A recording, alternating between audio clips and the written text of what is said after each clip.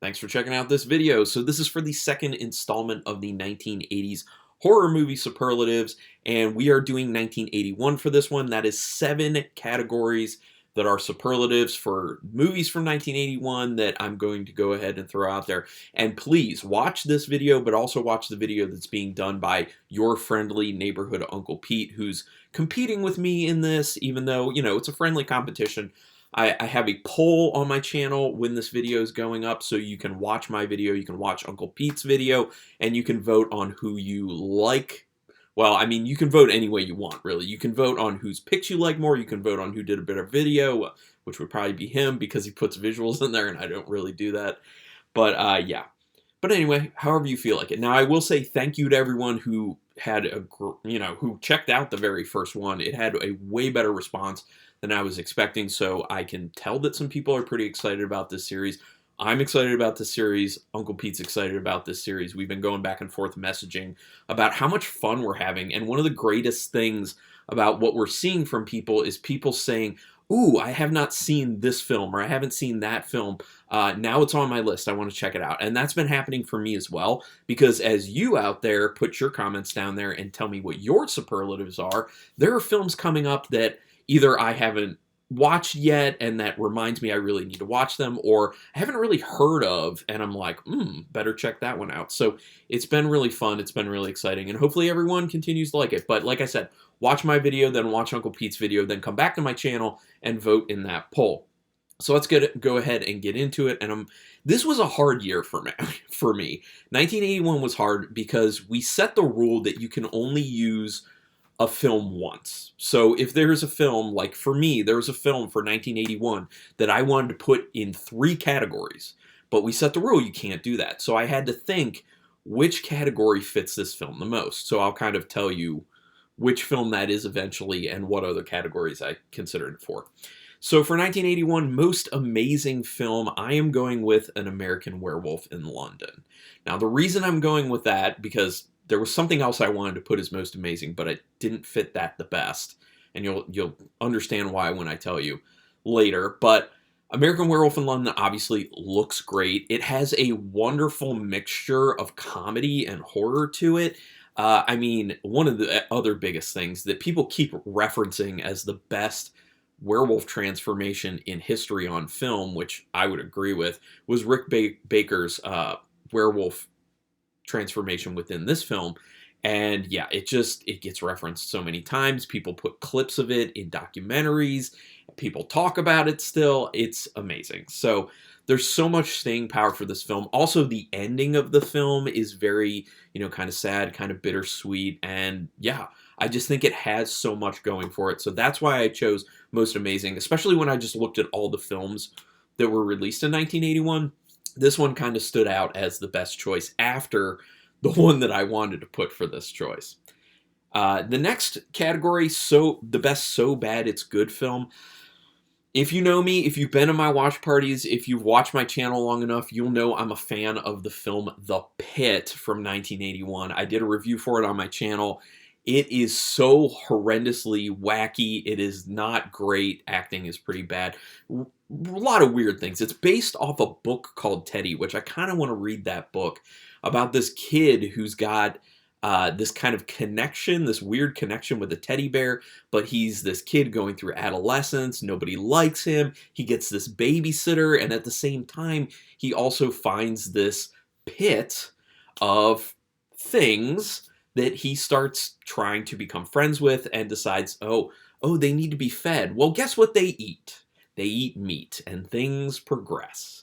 But I don't want to ruin it in case no one's seen it, because I know a lot of people have not seen it. It's on Shudder at the moment when I'm talking about it right now. So go ahead and check out The Pit. It is horrible, but it is amazing.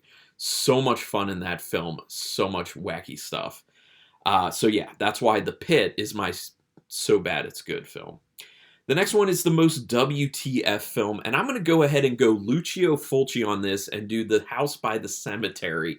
Now, it's a good film visually, and at this point in Fulci's career, he was very much known for the visuals.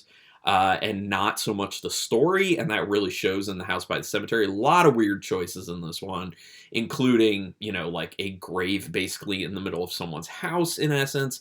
The story just does not make sense. Like, you don't even need it. I mean, the film is still super enjoyable, but for that reason, I picked it for my most WTF film, just because around every corner, pretty much in this film, you're finding yourself being just like, what? Like, why did this happen? Now, why are we doing this? Like, what is the point to this? There's so many questions you have while you're watching the film. And then the character of Bob, I mean, come on. We all know that Bob is so ridiculous, and there's a lot of WTF moments with just Bob in general, just being Bob and being not that bright. So, plus the gore. There's some really good gore in this. So, that's why it is my WTF film. Big fan. The best gore. Now, this one is going to one of my favorite slashers, and sometimes I feel like it goes back and forth with Black Christmas, but I think Black Christmas I have solidified over a few years that Black Christmas is my number one slasher, but this would be my number two. My Bloody Valentine. Wonderful film. Love this film, and the gore is excellent. I mean, you started off with the woman being pressed onto a sharp object that sticks through her, and there's blood gushing down. Then you have things like, I mean, the face boiling in the hot water isn't super gory looking. Like, there's not a lot of blood to it, but it's pretty gruesome. It's a pretty good kill. My favorite kill within the film having to do with the pickaxe, which is a great weapon of death. The pickaxe going through the guy's underside of his head and out his eye, well, out the eye socket with the eyeball sticking out on the end. Then when the older woman gets killed and she's found in the dryer at the laundromat and her body's just tumbling. The guy who gets his heart taken out and put in a box of chocolates. I mean, it just keeps going. Oh, and another one of my favorites, the woman who is lifted up and her head is put, well, through the back of her head is put a water spout. And then the water spout's just sticking out and the water's still going, but it's very much blood at that point. So that is why I've chosen My Bloody Valentine for best gore. Love that film, and it does great on gore. Now, the next category, most unique. My pick for this one, I also wanted to pick it for best gore, and I also wanted to pick it for most amazing. So I was just like, of those three categories, which one do I feel like represents the film itself most? And most unique is it. So that is The Evil Dead. Yes, Sam Raimi's The Evil Dead. This film is phenomenal. It is all around crazy, but it's super unique. I think the uniqueness is what stands out so much. Now, it's not just unique from the standpoint of the story, because I think we can all agree, it's a very unique story, especially the fact that people are kind of like, are these demons? Are these zombies? No, they're deadites. They're their own thing that were created for this film. They have their own mythos. They have their own rules that are rolled into this.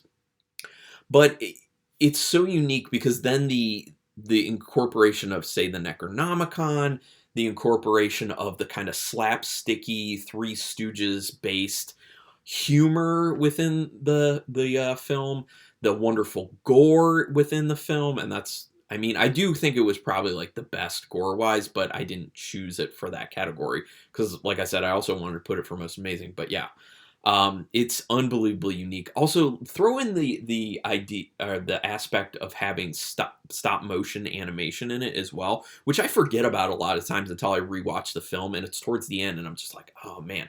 Like, they threw everything, including the kitchen sink, in on this film. And then also you just have to consider, for sake of uniqueness, the POV demon shots, like running through the woods. I mean, that was unique as well. So there was so much that people had never seen regarding this film when it came out, and that's why it's my pick for the most unique. Now, my most overrated film, I'm sorry to people who are fans of it, The Prowler. I know it's not hugely rated, like a lot of people don't, go on and on and on about this film, but I hear enough buzz about this film, and I'm kind of like, I don't think it's that great. Now, I'll tell you why I don't think it's that great. Guy who dressed up in World War II garb going around killing people. There's really not much of a reason for him to be doing it, and they really don't care that much about story in the film. Now, I understand that the reason that people probably like this film so much are the Tom Savini kills in it. And I totally understand that. That's fine. And it's an opinion thing. Like, I have a hard time sitting through that film because I need some sort of story to it, and it doesn't quite get enough into the so bad it's good territory for me to really like it, and I don't really want to sit through it in order just to get to the kills. If I wanted to, I could probably just find a mashup of the kills on YouTube or something, so I could just watch that real quick. But yes, the kills are really well done because Tom Savini, so I get that, but for me, I had to choose The Prowler as my most overrated for the reasons I laid out. Now, now to get to the very final category, and that is most underrated. And I'm very excited to bring this one up, especially if nobody's heard of this film, so I won't go too much into detail on it. Dead and Buried. This film is phenomenal. The first time I saw it, I didn't know what to expect going in. Now, if you know me, you know I like films done in sleepy seaside towns. This has that for me, so maybe that's part of the reason I love it so much. But it also has Robert Englund in it. It has Jack Albertson before he passed away. For people who don't know who Jack Albertson is, he was the guy who played Grandpa Joe in Willy Wonka and the Chocolate Factory. So, yeah. Oh, wait. Charlie and the Chocolate Factory. I think that was the old one. One was Willy Wonka, one was Charlie. I always get confused on those. I think it was Charlie and the Chocolate Factory.